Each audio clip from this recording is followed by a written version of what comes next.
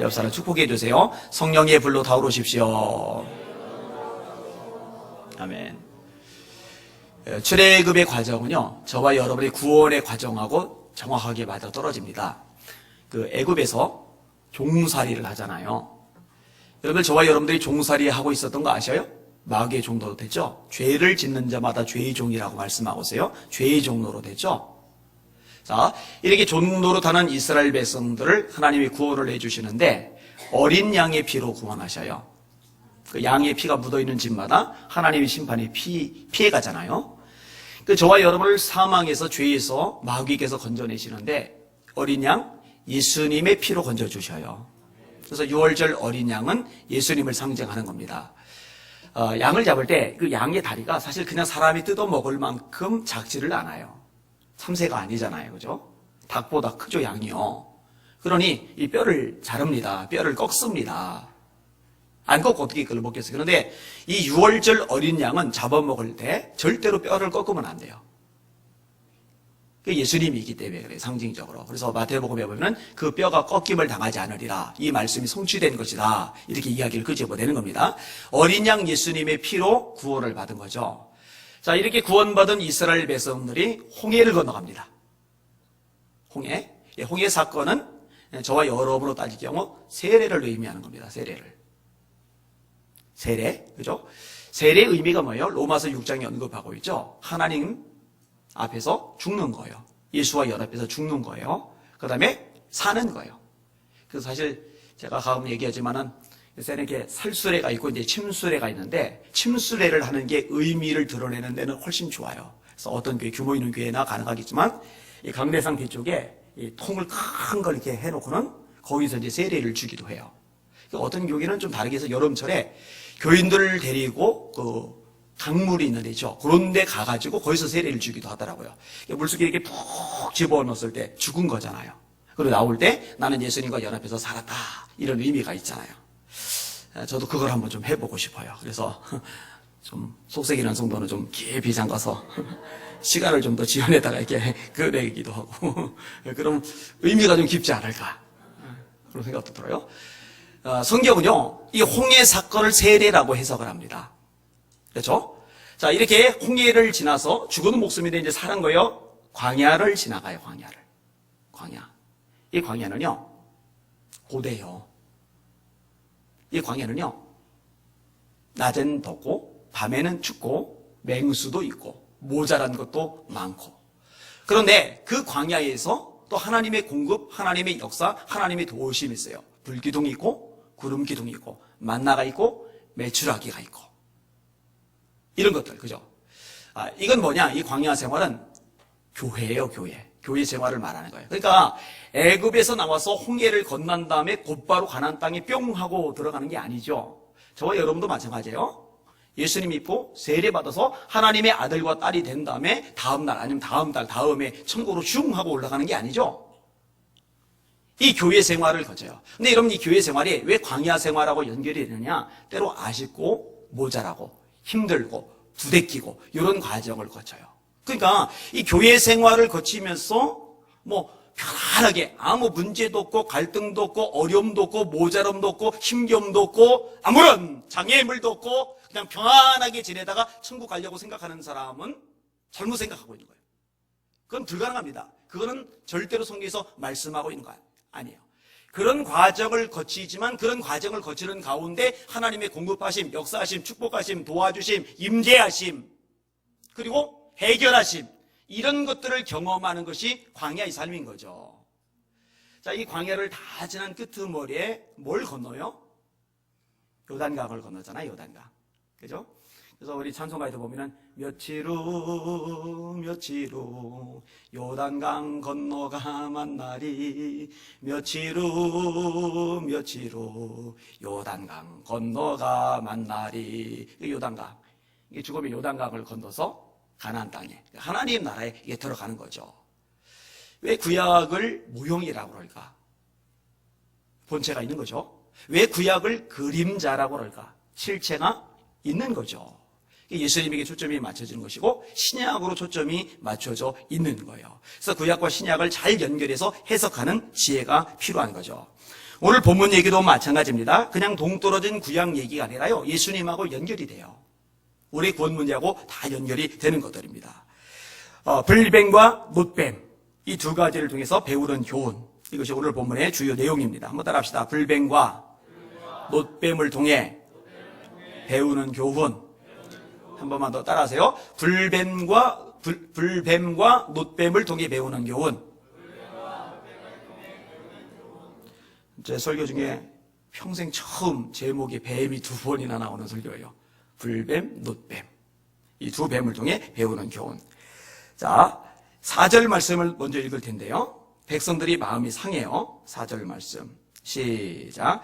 백성이 호르산에서 출발하여 홍해 길을 따라 에돔 땅을 우회하려 하였다가 길로 말미암아 백성의 마음이 상하니라. 아멘.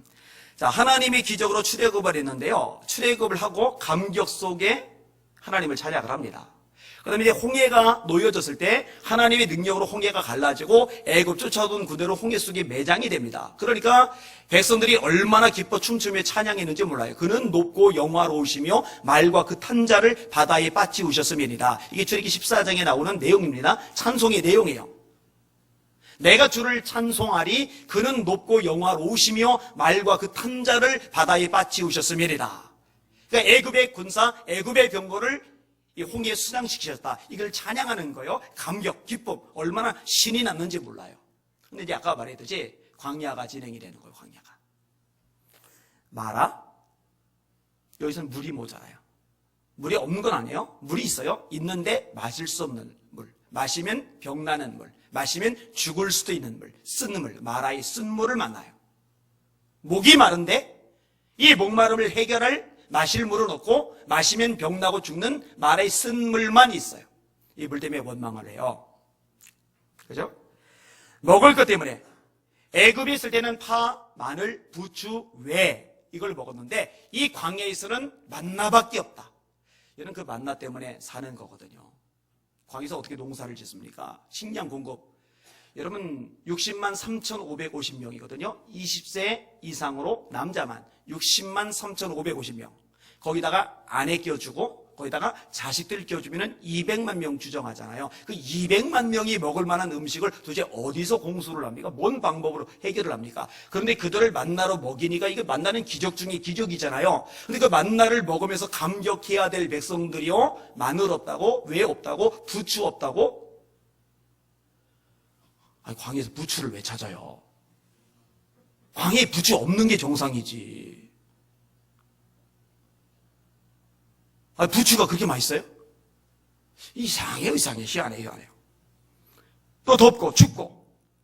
그러다가 이제는 길이 험한 거예요. 길이. 사실요, 가는 길 속에서 편한 길도 없잖아 있었어요. 근데 그 길은 에돔이라는 나라를 통과를 해야 돼요. 근데 이 에돔이라는 나라를 통과하려고 했더니 에돔 사람들이 가로막아요.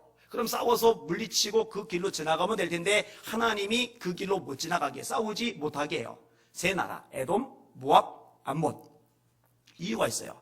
모압과 암몬은 룻의 아들들입니다. 아브라함이 조카죠. 그러니까 그 자손들에게 하나님이 주셨어요. 그러니 건들지 말고 싸우지 말아라 이렇게 말씀하시고요. 에돔은 야곱의 형인 에서의 조상들입니다.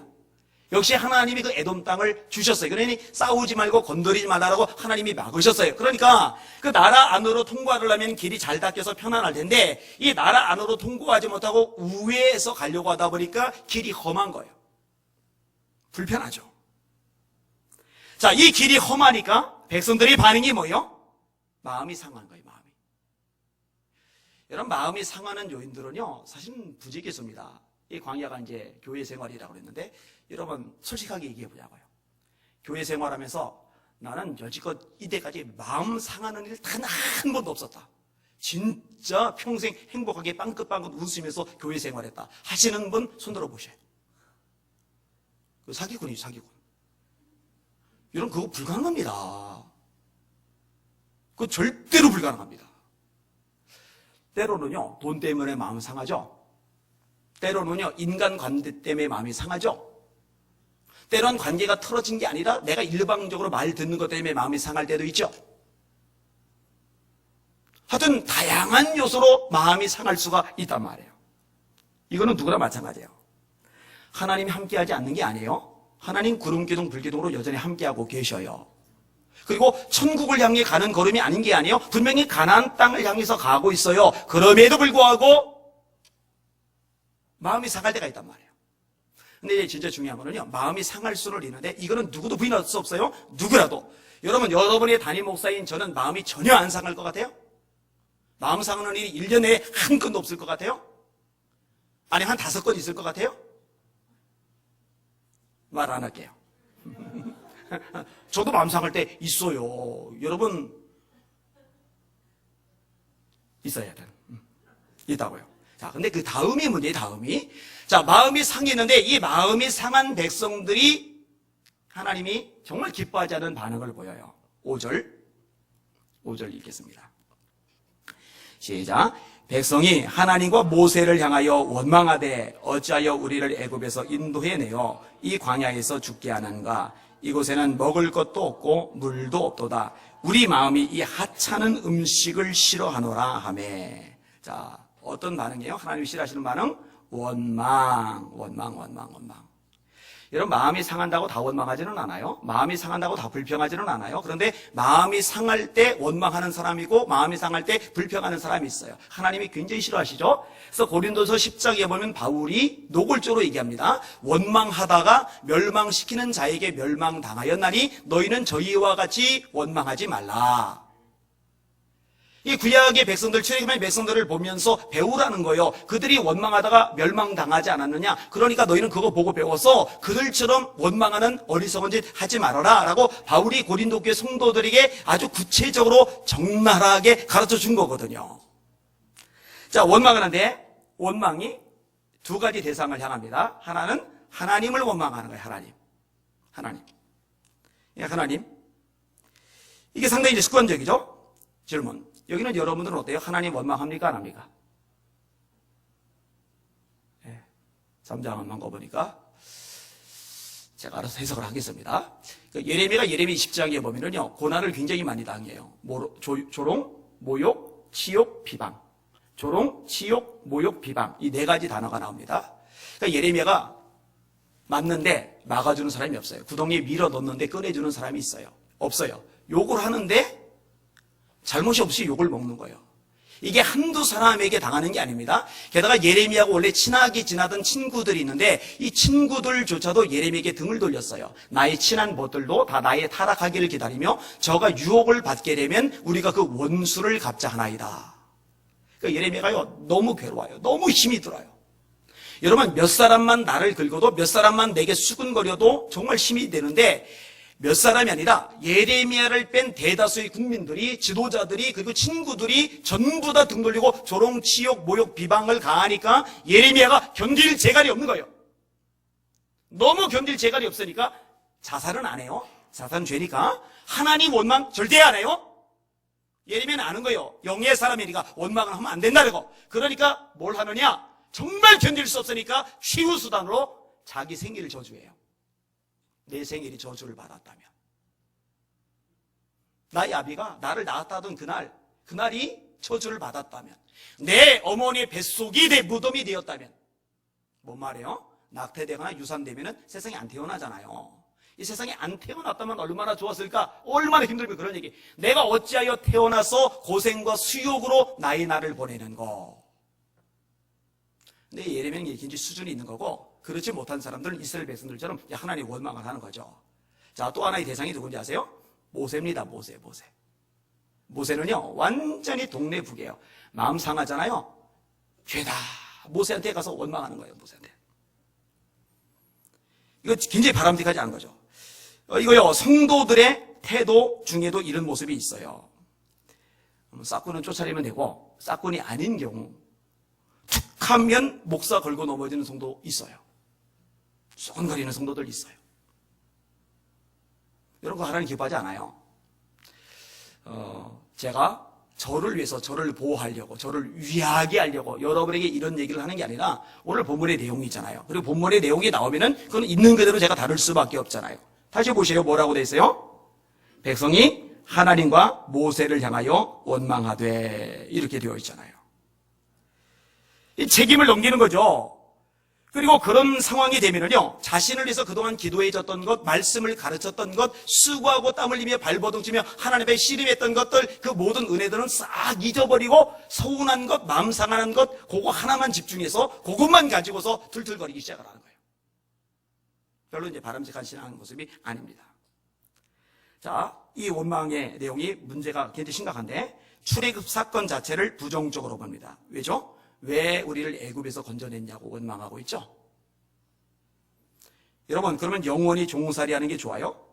여러분, 애굽에 있을 때 얼마나 고통스러웠어요? 얼마나 많이 부르짖었어요. 그래서 하나님이 구원자를 보내셔서 구원해 내신 거잖아요. 근데 이 구원의 감격 순간, 이 엄청난 기쁨의 순간 자체까지도 툴툴거리는 대상으로 삼은 거예요. 내가 예수 괜히 믿어서 그 얘기예요. 내가 예수만 안 믿었어도, 교회만 안 했어도, 신앙생활만 안 했어도 이렇게 안 힘들었을 텐데, 그 얘기하고 똑같은 패턴이에요. 그러니까 출애굽 사건을 원망하는 거나 예수 믿게 된 거, 신앙생활하게 된 걸 원망하는 거나 같은 얘기예요. 같은 얘기. 근데 그런 사람 있다니까요. 그러니까 제가 어릴 때, 아주 어릴 때 구약을 읽을 때는요, 이 백성들 무진 욕했어요. 야, 진짜 대목자 났다. 정말 배은망덕하다. 어떻게 까마귀 머리냐. 그렇게 잊어버려도 금방 잊어버리냐. 그런데요, 제가 이제 신앙이 좀 지나고 이제 돼가면서, 그리고 이제 목회를 해가면서 지금은 이 구약 백성들 욕을 안 해요. 왜냐하면은 똑같거든요. 오늘날 성도들하고도요. 거의 독기니 개기니에요. 똑같아요. 은혜, 감격, 기쁨, 역사, 기적, 축복, 하나님의 위로, 하나님의 소망. 이거 분명히 있었는데 지금 힘들면, 지금 길이 험하면, 지금 고달프면 싹 잊어버리고 툴툴툴툴툴툴. 내가 교회에 왜 왔지? 예수 왜 믿지? 이렇게 나오거든요. 이런 사람 많이 봤어요. 식물, 물 없는 것 가지고 걸고 넘어지죠. 여러분, 지금 길 때문에 마음이 상한 거예요. 그런데 지금 물하고 식물까지도 언급하고 있어요, 지금. 이제 부부싸움 할 때 굉장히 조심해야 될 것 중 하나. 그래서 저는 그거까지는 안 하는 것 같아요. 다른 실수는 해도 뭐냐면은, 지금 예를 들어서 애들 문제로 싸우고 있어요. 애들 문제로. 그 애들 문제로 싸울 수 있잖아요. 근데 애들 문제로 싸우는데 갑자기 애들 문제 말고 다른 이야기를 막 끄집어내는 거예요, 막. 이런 얘기, 저런 얘기, 그런 얘기 막 다 끄집어내는 거예요. 그거 바보죠, 바보.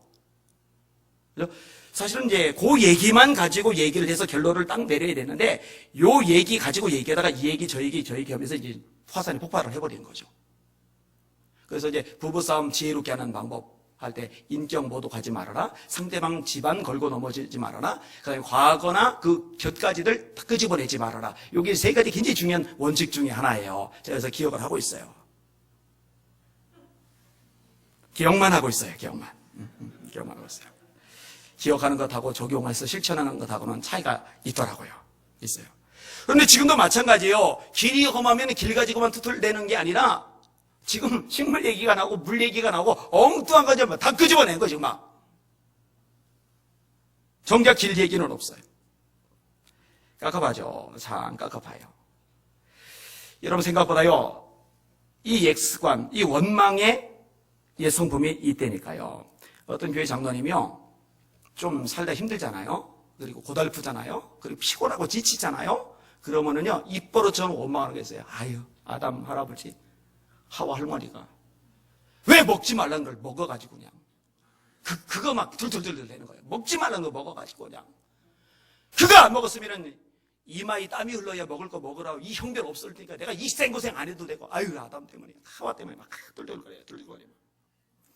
이 목사님이요, 그 신앙이 잘못됐잖아요. 그 잘못된 거 가르쳐 주려고 이렇게 저렇게 말씀으로 가르치는데 이 장로님이 못 알아먹으세요.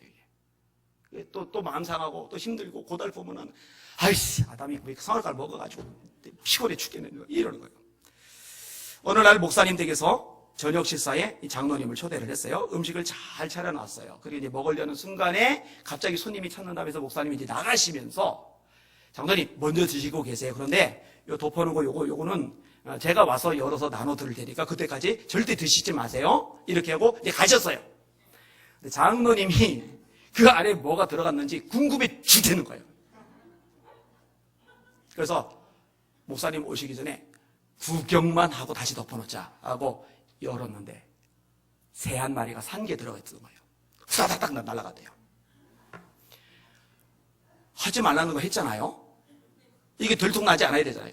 그 새 잡아 넣으려고 쫓아다니는데 그게 잡힙니까? 난리가 났어요. 난리가. 난장판이 됐어요. 목사님이 들어오셨답니다. 아니 여기 음식 다른 음식도 허다하게 많은데 왜 하필이면 그걸 열어봤습니까? 여러분 에덴 동산에 나무들 허다하게 많은데 왜 하필 선악과를 먹어요? 생명과도 있는데 왜 하필 선악과를 먹어요? 하나님이 먹지 말라는 그걸 왜 먹어요 하필? 음식이 그렇게 많은데 하필이면 열어보지 말라는 거 그걸 왜 열어봐요? 아담 원망을 하지만 사실은 본인이 아담 신세했으면 똑같은 짓 했을 거죠. 이제 그런 거를 깨닫게 해주려고 그런 거죠. 그 다음부터 아마 고쳐졌을 것 같아요. 근데 그 얘기까지밖에 안 나오더라고요. 그 후 얘기는 없어요. 자, 이렇게 원망하니까 하나님이 심판을 행하셔요. 6절 말씀을 읽을게요. 시작. 여호와께서 불뱀들을 백성 중에 보내어 백성을 물게 하심으로 이스라엘 백성 중에 죽은 자가 많은지라. 아멘. 여러분 하나님이 사람을 심판하시는 형식이 몇 가지가 있어요. 첫째로 이제 자연을 통해서 심판하시는 방법이 있습니다. 그렇죠? 우박이 떨어지게 하는 경우 있었잖아요. 그 다음에 홍수 사건, 노아의 홍수 때 그것도 하나님의 심판이었잖아요. 이런 지진이나 해일 같은 것도 하나님이 심판하시는 방법 중에 하나입니다. 여러분 마지막 때 처처에 기근과 지진이 있으리니 이 모든 것이 재난의 시작이리라. 마태복음 20장에 예수님이 재림이 가까울 때 나타날 이 세상 징조를 언급하면서 지진을 이야기를 끄집어냈잖아요. 자연재해, 기상이변 이런 것들. 근데 여러분 보세요. 지난 수천 년간에 일어났던 지진보다요 최근 몇백 년 동안 일어난 아니 몇십 년 동안 일어난 지진이 더 많을 정도로 그 파괴 효과가 더 클 정도로. 사실요 우리나라 사람도 이제는 다 알아요. 지금 세상이 얼마나 자연재해로 기상이변으로 심각한 몸살을 앓고 있는지 너무너무 분명하게 보일 만큼 지금 막 다 일어나고 있어요. 자, 이렇게 자연을 통해서 하나님이 심판하시는 방법이 있어요. 그 다음에 대적을 일으키시는 거예요. 여러분 사사기를 읽어보시면요 이스라엘 백성들이 죄를 짓잖아요. 심판을 하시는데 아람이란 나라, 암몬이란 나라, 가나안이란 나라, 블레셋이란 나라 이런 나라, 그 다음에 나중에 아수르 같은 나라, 바벨론 같은 나라 이런 대적들을 일으키셔서 고난을 주셔요. 그러니까 우리가 죄를 지을 때도 마찬가지 방식으로 우리를 괴롭히는 대적들을 일으키셔서 우리를 회개해야 하시는 기회로 삼으실 때가 있어요. 이게 하나님이 심판하시는 방법 중에 하나입니다. 세 번째 방법은 질병입니다. 질병. 헤롯 같은 경우 백성들이 막 환호를 하잖아요. 이거는 신의 소리요 사람의 소리가 아니다. 헤롯 보고 막 하나님처럼 이렇게 추앙을 하는 거예요. 헤롯이 나는 하나님 아니야. 나한테 그러면 안 돼. 하나님께 영광 돌려야 돼. 이러는데 그게 좋은 거예요. 그래 나보고 신이라고. 잘한다. 그러고 하나님이 치시죠. 충이 먹어 죽으니라. 벌레 먹어 죽어요. 병생긴 거죠. 병. 벌레가 먹는 병. 이런 질병으로 인한 거. 오늘 본문에서는 이 불뱀들을 보내셔서 심판하신 거예요. 불뱀. 그럼 불뱀이 뭐냐, 불뱀이. 뭐, 불이 나오느냐. 아니, 그게 아니라 독사의 일종이에요. 광야에 산 독사. 이 독사들이 나와서 백성들을 물어서 많은 이들이 죽은 거예요. 여러분, 이게요, 그들의 말대로 된 거예요. 우리를 죽이려고 광야로 이끌어냈다. 우리를 죽이려고 광야로 이끌어냈다. 그 말대로 된 거예요. 민수기 13장, 14장에 제가 자주 인용하는 이야기가 있어요. 똑같은 성을 보고 똑같은 안악자손을 보고 똑같은 땅을 보고서 10명이 말하는 거예요. 거미를 삼키는 땅이다. 여호수아 갈렙은 말하는 거예요. 심히 아름다운 땅이다. 여러분 똑같은 걸 봐도 마음 상태에 따라서 해석이 달라요. 여러분 이 교회를 보면서도요. 똑같은 교회를 보면서도요. 이 교회 참 은혜로운 교회 이렇게 늘 말하는 사람이 있는 반면에 이 교회 모자란 것 투성이 이렇게 말하는 사람이 있어요. 이 교회 하나님이 역사하실 기적의 교회 이렇게 말하는 사람이 있고 이 교회 참 꼬라지가 개판이다 이렇게 말할 사람이 있어요. 근데 그거는요 현상 자체가 문제가 아니라 그 현상을 보는 사람의 마음이 문제고 그 마음에서 해석이 나오는 거예요. 똑같은 안악자손 똑같은 성 똑같은 땅을 봤는데 거미를 삼키는 땅이다 라고 말하는 사람이 있고 심히 아름다운 땅이다 라고 말하는 사람이 있어요. 우린 다 죽었다. 10명은 여호수아 갈렙은 그들은 우리의 먹이다. 하나님이 양쪽 얘기 다 들으셨잖아요. 그리고 하나님도 한 말씀 하잖아요. 내 귀에 들린 대로 내가 그들에게 행하리라. 우린 다 죽었다. 그럼 니들 다 죽어라. 다 죽었어요. 진짜도 한 명도 안 빠지고 다 죽었어요. 우리는 들어간다. 차지한다. 그럼 너희들은 들어가 차지하라. 차지해요. 그게 여호수아 갈렙이란 말이에요.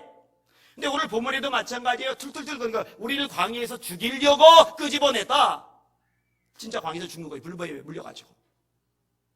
제가 전에 얘기했어요. 청년 때 제가 이 말씀을 깨닫고 나서 그 다음부터 내 입에서 부정적인 얘기는 완전히 끝내버렸다고. 개척교회 할 때도 그렇고 그 이후도 그렇고 힘들 때도 그렇고 여러분 경험한 거 한번 생각을 해보세요. 제가 여러분 앞에 아니면 개인적으로 얘기하면서 막 부정적으로 막 안 되고 뭐 이렇게 삐딱한 방식으로 그렇게 말한 걸 한 번이라도 들어본 적이 있는지 한번 생각을 해보세요. 절대 그렇게 말 안 해요. 소망적으로 말하죠. 왜냐면 하나님의 귀에 들린 대로 하나님이 내게 행하실 것이니까. 이런 믿음의 말을 하실 수 있기를 주님의 이름으로 축원합니다. 그게 주님이 원하시는 거예요. 이번 주간에 북에 인도에 있던 교회가요, 지하의 개척교회입니다. 근데 가보고 깜짝 놀랐어요. 한 10여 명 모아놓고 예배를 드릴 줄 알았더니 생각보다 인원이 많은데다가 게다가 교회가 막 역동성이 있는 거예요. 막 교회가 꿈틀꿈틀 움직이는 거예요. 야, 대단하다 이 생각을 했어요. 사모님 보고 제가 이런 질문을 했어요. 원래 교회 때문에 물어본 게 아니에요. 남편 목사님이 어떤 점에 마음에 들어서 결혼을 하게 됐냐? 그랬더니 사모님이 대답하더라고요. 긍정적이라고. 상황이 아무리 나빠도 문제가 아무리 심각해도 처지가 아무리 최악이어도 그 입에서 부정적인 말하는 것을 본 적이 없대요. 제가 그 얘기를 듣는 순간에 감이 왔어요. 이 교회는 된다. 이 교회는 부흥한다. 이 교회는 하나님이 역사하신다. 생각이 들었어요. 왜냐면 하나님이 복을 주시거든요. 믿음대로 되게 하시거든요. 설교할 때도 이 부분을 그 교회에서 다뤘어요. 여러분 다툼, 원망, 불평 해보세요. 문제가 해결됩니까? 상황이 좋아집니까? 좋은 일이 생깁니까? 만약 다투고 원망하고 불평하고 책임 전가하고 씩씩거려가지고 상황이 좋아지고 문제가 해결되고 복이 임한다면 1년 내내 그러고 있으세요. 절대로 손톱만큼도 도움이 되지 않습니다. 하나님의 역사는요, 분명히 객관적으로는 원망할 만한 상황인데, 불평할 만한 처지인데, 분명히 짜증내고, 남 탓하고, 책임 전가할 만한 그런 분위기인데, 그럼에도 불구하고 찬양할 때, 그럼에도 불구하고 감사할 때, 하나님이 그때 그 찬양, 그 감사를 들으시고, 기적과 능력을 행하시는 줄 믿으시길 바랍니다. 그게 다니엘이잖아요. 사자굴에 들어갈 줄 빤히 아는데, 절에 하던 대로 하루에 3번씩 하나님께 기도하고 감사하였더라. 그게 바울과 신라잖아요. 매 맞고 피투성이 돼서 손과 발이 작고에 차인 채 깊은 감옥에 갇혔는데 밤중쯤 되어 하나님께 찬미하고 기도하며 죄수들이 듣더라. 솔맨이라는 화가가 있어요. 들어본 적 있어요? 이분이 결혼을 했는데 결혼하고 얼마 안 돼서 중병에 걸렸어요. 임파선 결핵. 의사가 3개월밖에 못 산다고 사형 선고를 내렸어요. 그 부인은요, 유명한 가수입니다. 게다가 임신 중입니다. 그러니까 아내를 생각하니까 미안해요. 결혼한 지 얼마 안 됐는데. 그리고 태어날 아기를 생각하니까 미안해요. 왜냐면 임신했는데 3개월 후에 죽으면은 애가 세상 빛을 보기도 전에 자기 먼저 죽고 아비 없이 애가 태어나는 거니까 얼마나 미안해요. 괴로운 거예요. 근데 이 아내가 참 믿음의 사람이에요. 내가 왜 이런 남자하고 결혼했을까? 애는 나 혼자 이제 어떻게 키우라고 이러지를 않아요. 이 아내의 입에서요, 믿음의 말이 나와요. 남편 보고 이렇게 말을 하는 거예요. 여보, 3개월밖에 못 산다고 생각하지 말아요. 하나님께서 3개월을 허락해 주셨다고 생각하며 감사해요. 아무도 원망하지 맙시다. 3개월이 얼마입니까? 이 천금 같은 기간을 가장 아름답게 만듭시다. 그리고 이 오로지 3개월이나 허락하신 하나님 앞에 감사하며 지냅시다. 그러니까 마지막 남은 3개월, 이 3개월을 행복하고 아름답고 축복된 시간, 감사가 넘치는 시간으로 만들자는 거예요. 아, 멋있어요. 멋있어요. 둘은요, 기뻐해요. 둘은요, 감사해요. 둘은요, 하나님을 찬양해요. 열심히 일을 해요. 그래, 3개월 후에 내가 죽더라도 감사하며 기뻐하며 사랑하는 아내 사랑하며 그 뱃속에는 태아 사랑하며 이렇게 열심히 죽을 때까지 사랑하며 살다가 죽으면 되지 하고 감사하며 기뻐하며 했는데요. 안 죽었어요. 안 죽었어요. 그리고 그린 그림 중에 유명한 그림이 예수님의 얼굴이고 이 그림은요, 나중에 인쇄까지 돼서 수백만 장 이상 세상에 팔려나갔죠. 솔맨, 인터넷 들어서 검색을 해보셔요. 따라합시다. 원망은 손톱만큼도 도움되지 않는다. 따라합시다. 감사는 하나님의 기적을 내 것으로 만든다. 잊지 마시기를 주님의 이름으로 축원합니다. 자, 원점으로 돌아서, 자, 하나님이 불뱀들을 보내셔서 수많은 사람들이 물려 죽었어요. 끔찍하잖아요. 굉장히 처참하잖아요. 여러분 잘 아셔야 돼요. 구약도 그렇고 신약도 그렇고 하나님은 사랑의 하나님이심과 동시에 공의의 하나님이십니다. 하나님은요, 은혜의 하나님이심과 동시에 진리의 하나님이십니다. 예수님에 대해서 말할 때 두 가지가 충만합니다. 은혜와 진리가 충만하더라. 하나만 충만하면 안 돼요. 그리고 하나만 충만하시는 하나님으로 기억하고 살아도 안 돼요. 하나님 공의만 충만해요. 무서워. 여러분, 예수님을 만나기 이전에 마틴 루터가 하나님을 그렇게 무서워했어요. 잘못된 신앙이죠. 거꾸로 사랑의 하나님만 생각하는 거예요. 무조건 사랑만 주시는 하나님. 말씀에서 벗어나도, 죄를 져도, 타락해도, 하나님을 도전해도, 원망해도, 손가락질하며 하나님께 대적해도 하나님 웃으시면서 그래 복주마. 이것도 아니에요. 따라합시다. 하나님은 공의와 사랑, 은혜와 진리, 이 두 가지를 모두 가지고 계신다. 사랑을 베푸시지만 때로 하나님이 심판도 하신다는 거 잊지 마시기를 주님의 이름으로 축원합니다. 제가 이제 종종 예배 드리는 태도에 대해서도 언급을 해요. 그죠? 여러분, 여기 예배 드릴 때 하나님이 여기 계시다는 거 믿으셔야 돼요.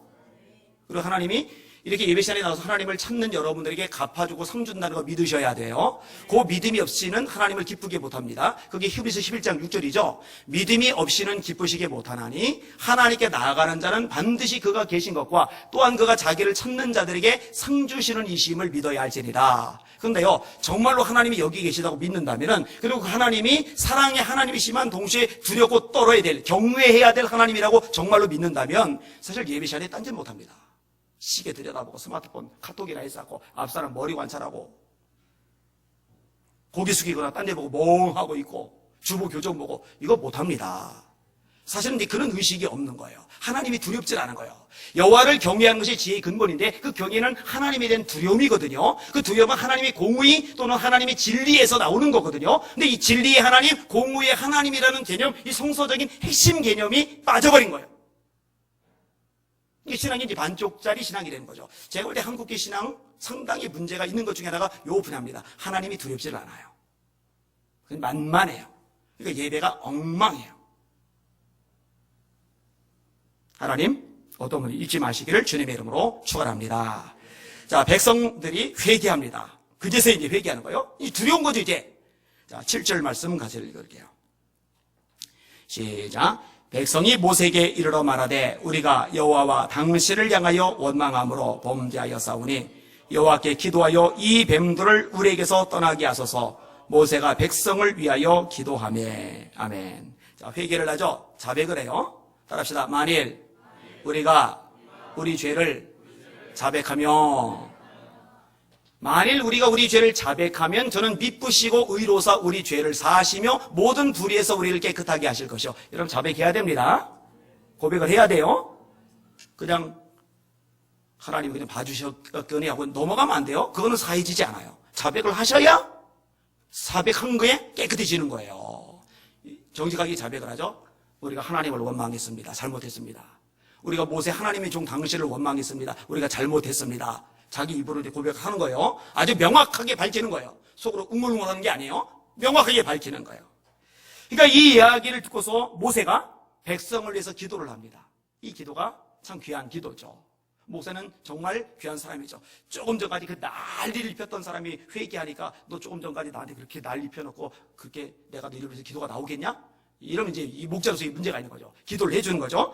하나님이 해결책을 주셔요. 이제 마지막 한 구절 같이 읽도록 하겠습니다. 8절과 9절입니다. 시작. 여호와께서 모세에게 이르시되 불뱀을 만들어 장대 위에 매달아라. 물린 자마다 그것을 보면 살리라. 모세가 놋뱀을 만들어 장대 위에 다니 뱀에게 물린 자가 놋뱀을 쳐다본 즉 모두 살더라. 자, 아까 불뱀에 물렸어요. 이 불뱀에 물려서 죽었고 지금 죽어가고 있어요. 퉁퉁 부었어요. 놔두면 다 죽어요. 근데 하나님이 말씀하는 거예요. 장대 위에다가 그 불뱀의 형상대로 놋뱀을 만들어라. 놋뱀을 매달아라. 그리고 백성들에게 말하라. 이 놋뱀을 쳐다보면 살리라.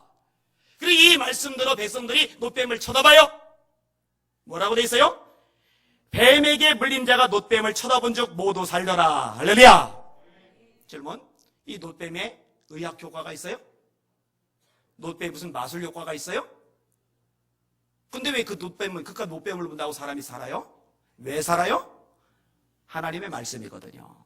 하나님이 보면 산다고 말씀하셨기 때문에 그 말씀대로 순종해서 보니까 역사가 일어난 줄 믿으시길 바랍니다. 여러분, 하나님의 말씀 떨어지면 그 말씀대로 움직이시는 여러분들 되시길 주님의 이름으로 축원합니다. 근데 여러분, 이 놋뱀이 누구냐? 아까 말했죠? 모형, 본체, 그림자, 실체.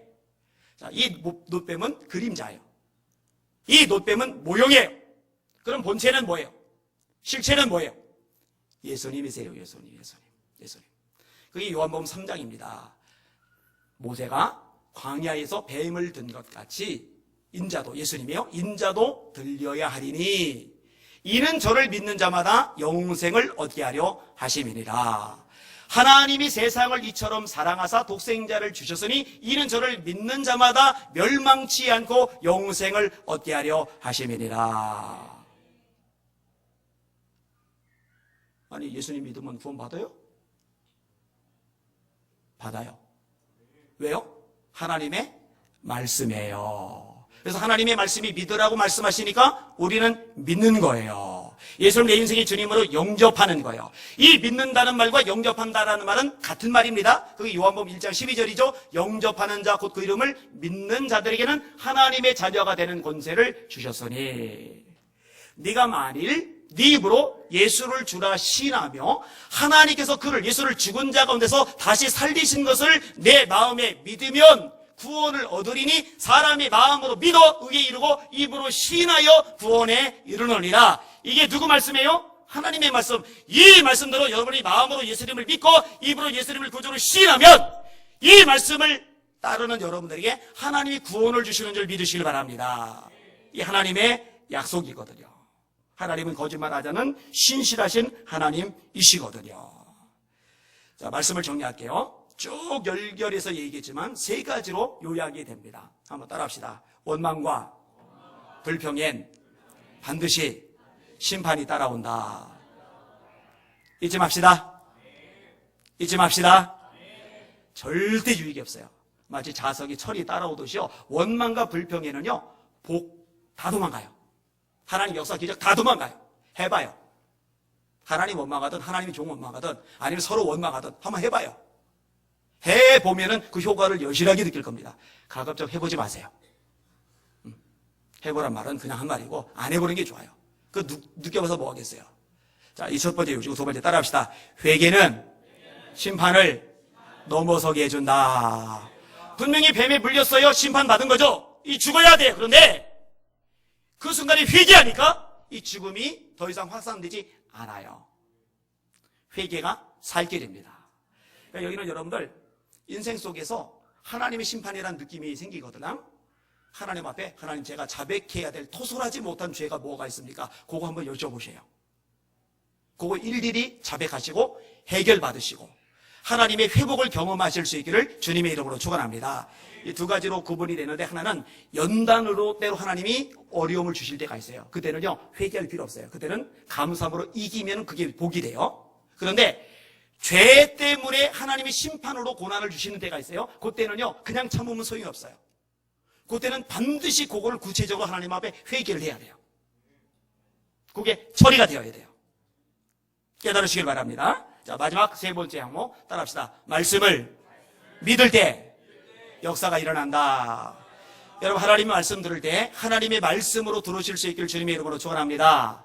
너희가 하나님의 말씀을 들을 때에, 내게 들은 바 하나님의 말씀을 들을 때에 사람의 말로 아니하고 하나님의 말씀으로 들음이니 진실로 그러하다. 이 말씀이 너희 믿는 자 속에서 역사하느니라. 누구 속에서?